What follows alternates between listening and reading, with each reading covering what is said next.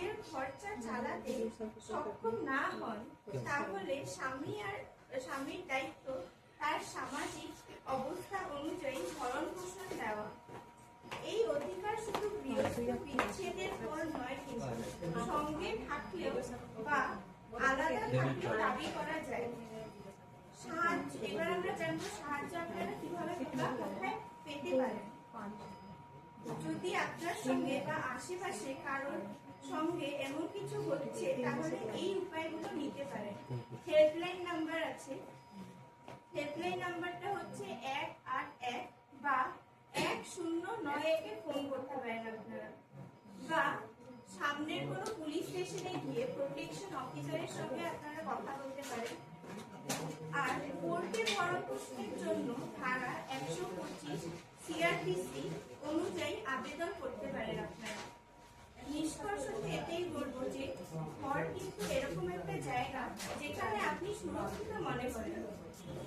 আপনাদের কিন্তু নিজেদেরকেই আপনাদের আত্মসম্মানের জন্য এগিয়ে আসতে হবে। ধন্যবাদ।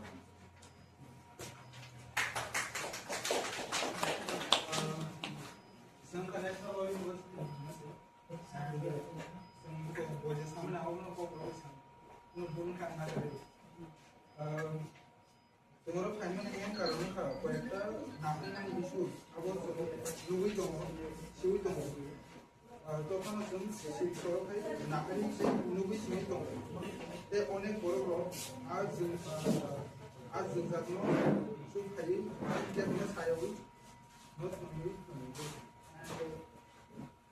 আবো ইংলিশ বাই ডোমেস্টিক ভায়োলেন্স আবো মানে যেমন নগো বুতক সাটো mainly beri 근데 너무 까지가 하이 깨고 무사기 평가 바 국부에 한 거죠. 무사기 평가 어머 이 domestic violence nya 너로 거 어머 많이 프로그램 있는 만 때문에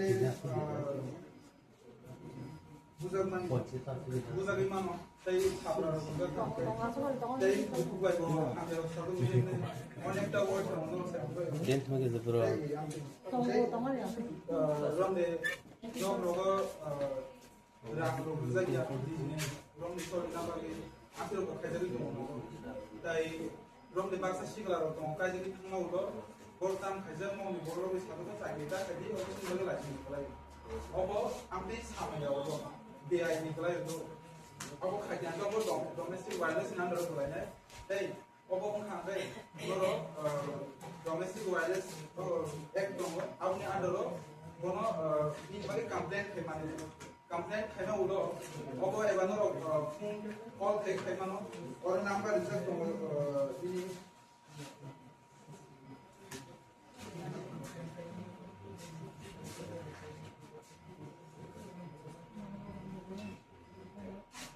and all complaint number खाइना बगे women's helpline दङ women's helpline number is 181 एबा 1090 181 then 1090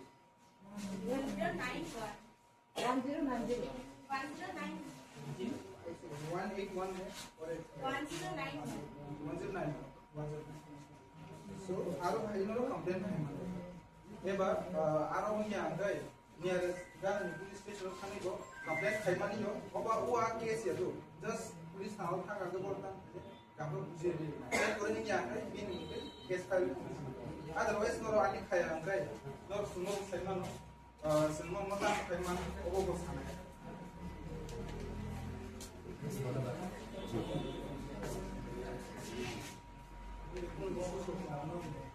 nos खाइमानो जोंहा पुलिस नरो बिनो जों माने आंखौ बुजिरि आरो सानांगौ जुदि जों साइडमान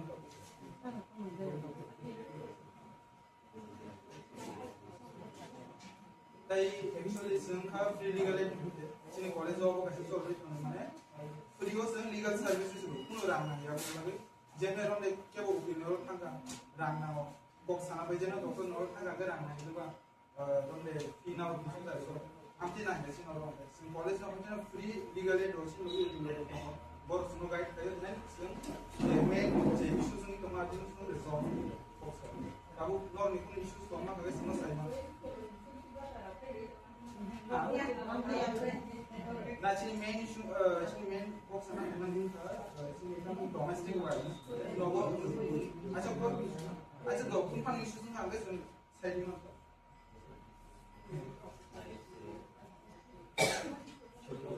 Aja generally kung issue ng hanggang jaga related ba kita mo মানে জীবন জীবন related সিবা কিছু সঙ্গে মানো সঙ্গরো তাও সাইকেল আমাদের কাম করে কাইমা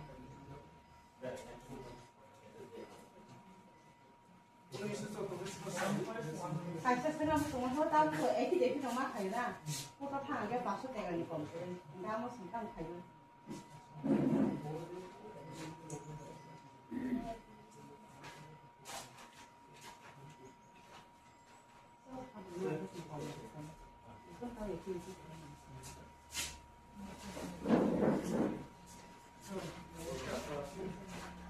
আমার নাম ভবতোষ দেবনাথ।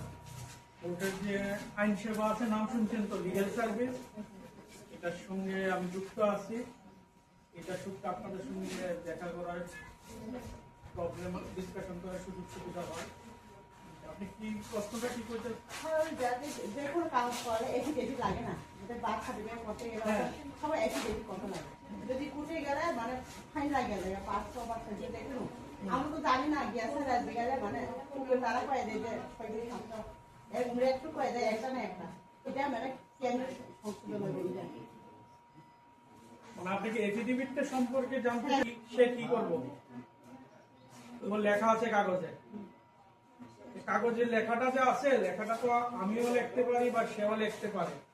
এটার অথেন্টিকেশন মানে এটার যে সত্যি সত্যি একটা চুক্তিপত্র হয়েছে সেটা কেমনি প্রমাণ হয়েছে,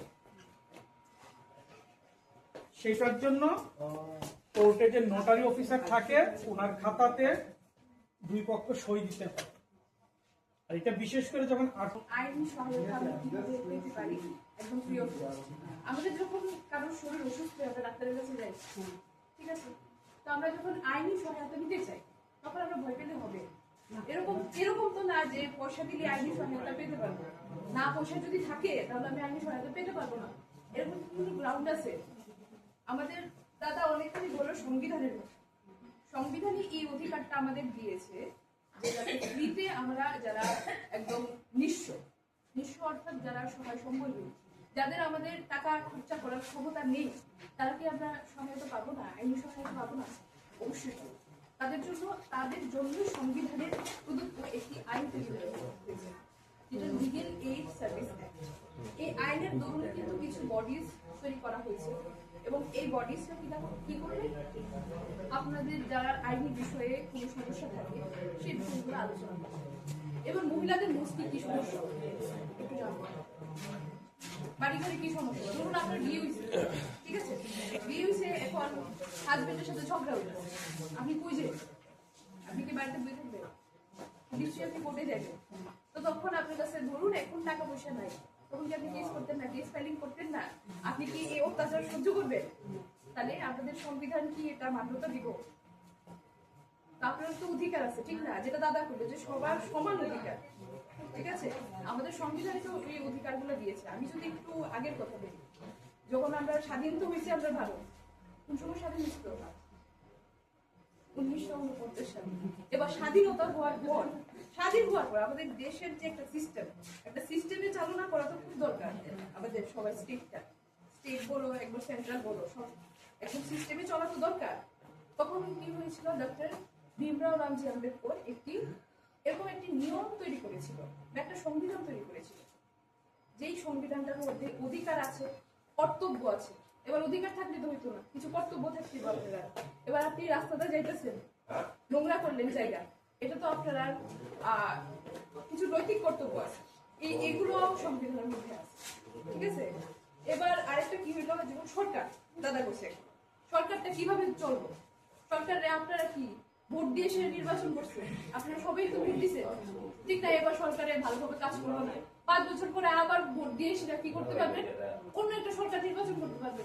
আমরা একটা সোসাইটিটা গণতান্ত্রিক তো, ঠিক না। আমরা তো জনগণই শেষ কথা আপনার জন্য, ঠিক না। তো আমরা যে সাম্যের অধিকার, সমান যে সবকিছুর অধিকারটা, এই অধিকারটার জন্যই কিন্তু অধিকারটা যাতে সবাই পায়, ঠিক আছে, আইনি সহায়তার জন্য পায়, তার জন্য কিন্তু লিগ্যাল এইডের ব্যবস্থা তৈরি করা হয়েছে। ঠিক আছে, এই লিগ্যাল এইডের জন্য কিন্তু আমরা আজকে এখানে আসি, এখানে উপস্থিত আছি। আপনারা সবাই জানাতে যে আপনারাও ফ্রিতে আইনি সহায়তা পেতে পারেন। এবার ধরুন আপনি একটা অফিসে কাজ করতেছেন, ঠিক আছে, আপনি ঠিকভাবে বেতন পাইবেন না, আপনি বুঝে আপনি জানাতেন না, ধরুন একটা ছোট্ট বাচ্চা, ঠিক আছে, সে ব্যথা পাইছে, ভালো থাকেন সেটা আশা করি। এখন ভবিষ্যতে যে কোনো সমস্যা হতো না, সেই ক্ষেত্রে আমরা কি করবো? এদিকে এদিকে স্যারে কিছু কইতেছে। ভবিষ্যতে যদি সমস্যায় পড়ে আমরা কি করবো? দুই প্রতিবেশী মনে করেন সীমানা নিয়ে ঝগড়া, আমরা কি করব? পরে আমি দেখা দেবো, কোর্টে যাইবে, কেস করুম, আমি আমার টাকা আছে। তখন সেই ক্ষেত্রে কি হইব? কেউ যদি কারোর বিরুদ্ধে কোনো মামলা করে, তাদের মধ্যে সম্পর্কটা কি ভালো থাকবে না খারাপ হইব?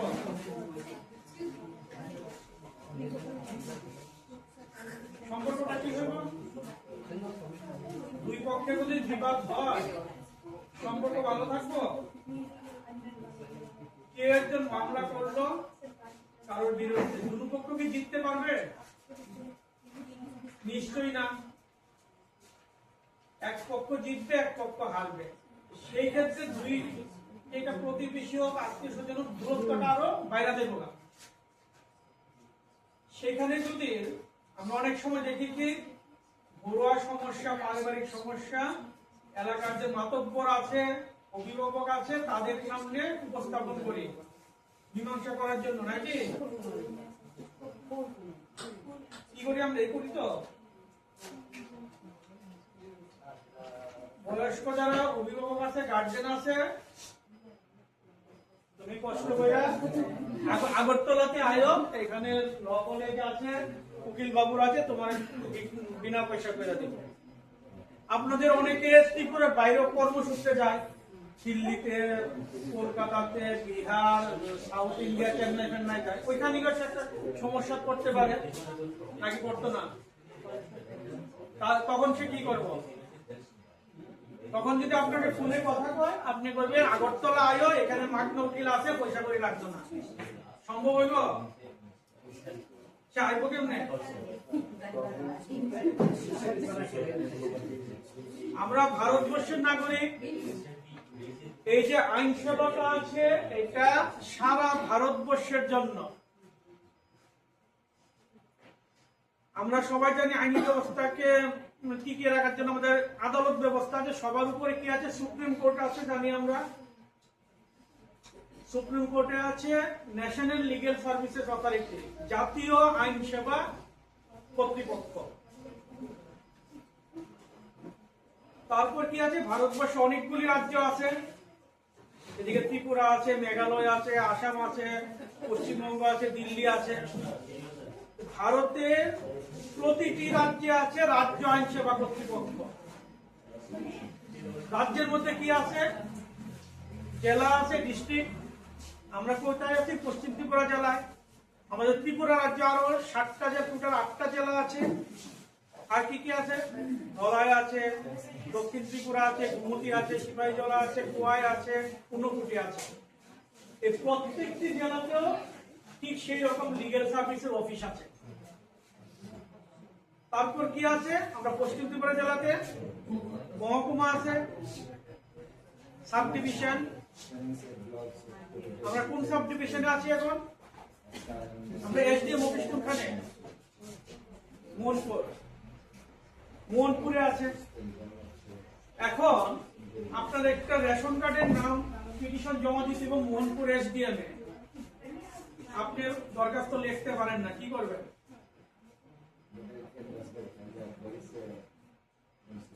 পাশের বাড়ির যে ছেলে বা মেয়েটি পড়াশোনা পারে, সে লিখা দিব। আজকে ধরুন আপনার দরখাস্তটা জমা দিতে হবে 12টার মধ্যে এসডিএম এ মোহনপুর, নতুবা রেশন কার্ডটা সমস্যা হইব, নামটা বাদ যাইব। পাশের বাড়ির ছেলে বা মেয়ে তাকে কইলেন যে কাকা কোন, মাসি কোন, দাদু কোন, আমার দরখাস্তটা লেখা। আজকে তার এক্সাম, সে ক্লাস 10-এ পরে মাধ্যমিক দিব, 12টা থেকে এক্সাম। স্কুলে যাওয়ার জন্য তার 1 ঘন্টা সময় লাগবে। সে লেখা দিব, কি অসুবিধা, লেখা দিয়ে সে উপকার করবো। পরীক্ষা তো পরের বছরও দিতে পারবো, আরো ভালো প্রিপারেশন করে দিব নাকি। তখন আমরা অনেকে ভুলবশত কি করি, সেই বাচ্চাটাকে ব্লেম করি। সে কি একটু লেখাপড়া শিখছে, খুব দেমাগ হয়ে গেছে, বুকের উপরে না করে দিল। তখন আমরা কি করি, একজন অফিসে গেলাম, ওখানে মুহুরীরা থাকে। আমি তাদেরকে, আমি প্রফেশনকে আমি ছোট করছি না, অবহেলা করছি না। দরখাস্ত লিখলে তারা কি বিনা পয়সায় লিখে দেবে? টাকা লাগবে। আমি আজকে রেশন কার্ডের ঝামেলার জন্য কাজে যাইতে পারিনি, ঘরে চাল নেই, কাজও মিস, টেনশন, রেশন কার্ড নিয়ে সমস্যা। তখন আমি কি করব? লিগ্যাল সার্ভিসে কইছে যে বিনামূল্যে সব করে দেব, দরখাস্ত লিখতে দেব।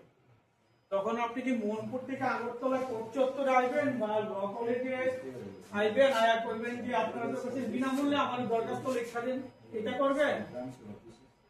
আপনি যদি আগরতলা আসেন কি হইব? যাওয়া আসা 100 টাকা গাড়ি ভাড়া লাগবো, আর পেট তো মানতো না, ক্ষুধা লাগবো, কিছু একটা টিফিন খাইতে হইব, 150-200 টাকা খরচা। তখন যদি মোহনপুর কোন একজন মুহুরি বলে যে আমার 50 টাকা দেন, আমি লেখা দেবো, আপনি কি করবেন? আগরতলা আয়া বিনা পয়সায় লেখাইবেন না, এখানে 50 এরকম কর্মই যাত না। এখন এই সবগুলি, এই নাম্বারটি নোট করে রাখছি, এইগুলি দিয়ে এখন যে সাইবার ক্রাইম যে পুলিশ আছে তাদের কাছে অভিযোগ জানাবো। ঠিক সেই কারণে যতই বড় অফিসার, মন্ত্রী, মিনিস্টার, প্রেসিডেন্ট অফ ইন্ডিয়া যদি আপনাকে নাম করে যদি ধমকি দেয়, ভয় পাইবেন না।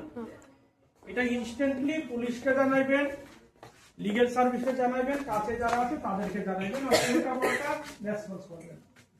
ঠিক আছে?